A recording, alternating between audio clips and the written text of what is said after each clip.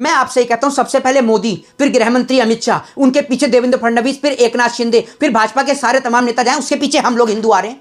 पहले अपने बच्चों को लेके आगे जाइए ना। मतलब मरने के लिए, कटने के लिए गरीब हिंदू। आप जैसे पत्रकार जगह जगह जाते हैं, कोने कोने में जूता और चप्पल इसीलिए खाते हैं क्योंकि आपको यही नहीं पता कि छावा मूवी वाले ने खुद ही माफी मांगने का काम। इनका बीजेपी का पूरी लिस्ट आप मुझे बता दीजिए और मुझे दिखा दीजिए कि इनका किसका बच्चा बजरंग दल में हो, आरएसएस में हो, विश्व हिंदू परिषद में हो, या फिर हिंदुओं के लिए लड़ाई लड़ रहा हो। हिंदुओं के लिए कौन सा बीजेपी का नेता है जो शहीद हो?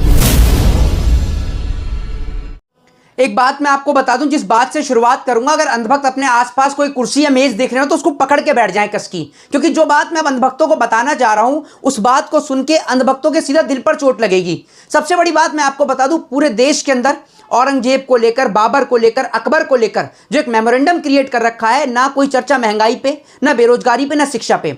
बहरहाल जो बात मैं अंधभक्तों को बताने जा रहा हूं वो बात यह है कि जहां पूरे देश में लोग औरंगजेब के नाम पर लड़ रहे हैं, वहीं भारतीय जनता पार्टी के बड़े बड़े नेता के साथ साथ मुख्यमंत्री साथ में जाकर इफ्तार खोल रहे हैं मुसलमानों के। एक और पूरे देश के अंदर औरंगजेब, बाबरों के नाम पर और मुसलमानों के नाम पर एक नैरेटिव क्रिएट किया जा रहा है, भड़काने का काम करते हैं। उनके मन में एक वहम क्रिएट करते हैं कि उनको, उनकी बहन बेटियों को मुसलमानों से खतरा है, और वहीं ये खुद बीजेपी के नेता मुसलमानों के घरों में जाकर वहां जाकर इफ्तार खोलने का काम करते हैं। अभी पुलिस ने तकरीबन 30 से 40 लोगों को हिरासत में लिया है।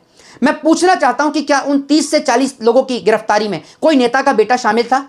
आप मुझे बता दें, कोई बीजेपी का नेता का बेटा अगर वहां शामिल हो तो आप मुझे उसका नाम कमेंट बॉक्स में बता दें कि कौन सा बीजेपी का नेता वहां पर गिरफ्तार हुआ। कोई बीजेपी का नेता गिरफ्तार नहीं हुआ। अगर कहीं भी हिंसा होती है, अगर उसमें कोई भी मरता है तो वो आम व्यक्ति मरता है, एक गरीब आदमी मरता है, और कोई नहीं मरता। औरंगजेब की कब्र टूट जाए तो आपको क्या दिक्कत है? टूट जाए। देखिए, एक बात मैं आपको बताता हूं, कब्र तोड़ने की अगर बात है तो सरकार तोड़ेगी ना।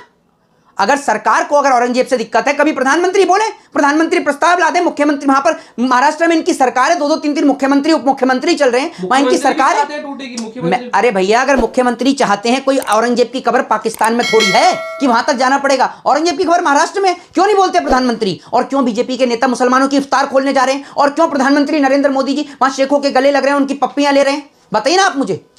उससे दिक्कत क्या है आपको? भाई, मैं आपसे ये कह रहा हूं कि आपको उससे दिक्कत क्या है। आप मुझे ये बताइए कि अगर आपको इस देश में इतनी ही दिक्कत है मुगलों की, तो प्रधानमंत्री नरेंद्र मोदी जी कहां से झंडा फहराते हैं? वो लाल किला किसने बनाया? जो विश्व के 7 अजूबों में जिस ताजमहल को गिना जाता है, वो किसने बनाया? कुतुबुद्दीन ऐबक और इल्तुतमिश कौन थे जिन्होंने कुतुब मीनार को बनाया? बताइए ना आप मुझे, आपने क्या बनाया? शौचालय, जिन शौचालय में भी आपने घोटाला कर दिया।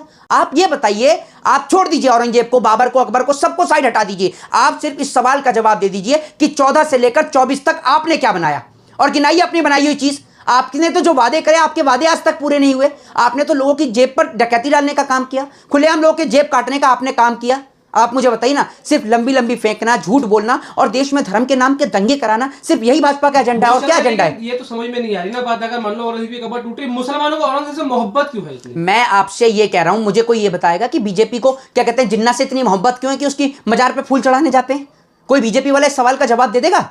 मुझे ये तो बता दीजिए आप कि आखिर बीजेपी वालों को जिन्ना से इतनी मोहब्बत क्यों कि उसकी कब्र पे फूल चढ़ाने जा रहे हैं, और मोदी को पाकिस्तान से इतनी मोहब्बत क्यों कि वहां बिरयानी खाने चले जाते हैं? मोदी जी सवाल का जवाब दे देंगे या आप दे देंगे? जो आप जगह जगह माइक और भांपू लेकर घूमते हैं, कभी प्रधानमंत्री से सवाल किया इस बात के लिए? या बीजेपी के किसी नेता से पूछ लीजिए कि एक और तो आप इफ्तारी खा रहे हैं मुसलमानों के यहां पर जाकर, वहीं विदेश में मुसलमानों के गले लग रहे हैं, वहीं इस देश के मुसलमान से आपको ऐसी क्या तकलीफ है? तकलीफ किसी मुसलमान से नहीं है, यह मैं बता दूं।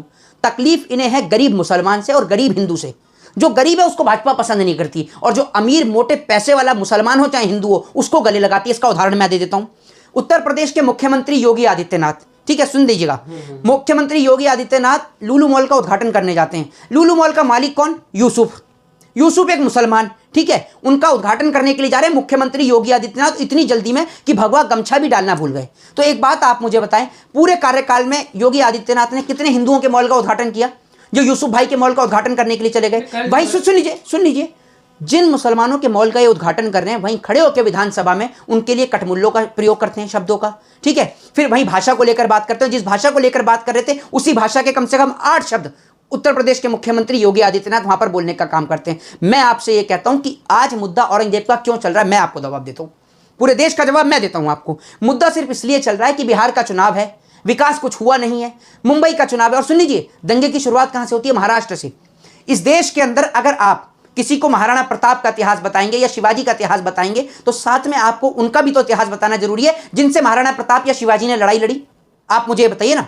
तो आप कितनी भी कोशिश कर लें, जिससे शिवाजी ने लड़ाई लड़ी या महाराणा प्रताप ने लड़ाई लड़ी, वो पूरा देश उनके बारे में जानता है। क्या महाराणा प्रताप को पूरा देश नहीं जानता? और कौन सा ऐसा इस देश का हिंदू है या मुसलमान है जो महाराणा प्रताप को गलत बोल दे? महाराणा प्रताप इस देश के लोगों के आइडियल हैं, उनके आदर्श हैं। और लोग ये कहते हैं कि आपकी चर्चा महाराणा प्रताप, औरंगजेब, बाबर या अकबर पे नहीं, आपकी चर्चा होनी चाहिए इस देश के अंदर एजुकेशन, हेल्थ और डेवलपमेंट पे, क्योंकि पूरा का पूरा महाराष्ट्र हो या पूरा का पूरा भारत हो, सबके सब जानते हैं, बच्चा बच्चा इस देश में महाराणा प्रताप को जानता है। और जरा आप मुझे ये बता दीजिए कि जो आप औरंगजेब की बात कर रहे हैं, आपका कौन सा बच्चा, मुझे ये बता दीजिए कि इस विवाद में शामिल होता है? मुखा होगा उनकी वाइफ को सोशल मीडिया पे रील्स बनाती हैं।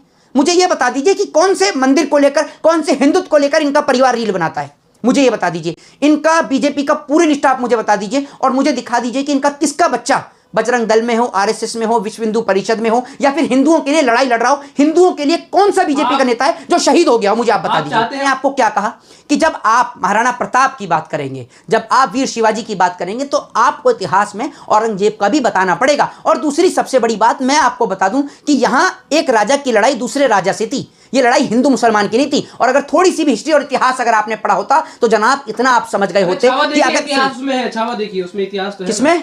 छावा मूवी में इतिहास है। इसीलिए सुन लीजिए, इसीलिए आप जैसे पत्रकार जगह जगह जाते हैं, कोने कोने में जूता और चप्पल इसीलिए खाते हैं क्योंकि आपको यही नहीं पता कि छावा मूवी वाले ने खुद ही माफी मांगने का काम किया। शायद आपके जो पत्रकार बंधु हैं उनको पता भी हो। और उसने ये कहा, दूसरी बात यह कि मूवी के सारे इतिहास सच्चे नहीं होते। उन्होंने खुद कहा कि ये काल्पनिक है, वो तो मूवी बनाई गई है, फिल्म बनाने का काम है। और फिल्म के रूप में आज सबसे ज्यादा दंगे हो रहे हैं, चाहे कश्मीरी फाइल्स को आप उठाकर देख लीजिए, चाहे फिर आप ये छावा मूवी। आप मुझे ये बताइए ना, क्या किसी ने गुजरात दंगों पे मूवी बनाई? बताइए आप मुझे, किसी डायरेक्टर, किसी प्रोड्यूसर में इतना दम है कि कोई गुजरात दंगे पे फिल्म बना दे? कोई इसलिए नहीं बना सकता क्योंकि सबको पता है मोदी की सरकार है, उठा के जेल में डाल देंगे। सोशल मीडिया पे, न्यूज में सब यही जगह चल रहा है ना। सोशल मीडिया और व्हाट्सएप में नहीं पढ़ता। सुन लीजिए मेरी बात, वहां का पब्लिक का क्या ओपिनियन है जरा आपको ये पता है? तो वहां की पब्लिक का खुद यही कहना है कि जो लोग आए थे वो वहां के नहीं थे, वो बाहर के लोग थे, जिन लोगों ने आके वहां पर हुड़दंग मचाया, वहां पर आके दंगे फसाद किए। और उसमें उन्होंने ये भी कहा कि वहां पर कम उम्र के बच्चे थे। दिल्ली का दंगा उठा लीजिए, आप दंगा उठा लीजिए, उत्तर प्रदेश का, मध्य प्रदेश का, किसी भी राज्य का दंगा उठा लीजिए, दंगे मचाने वाले कभी भी उसी जगह के नहीं होते। अगर दंगे मचाने वाले वहीं के होते तो नागपुर में लोग इतने समय से साथ रह रहे हैं, महाराष्ट्र में इतने समय से औरंगजेब की कब्र है, कोई विवाद क्यों नहीं हुआ?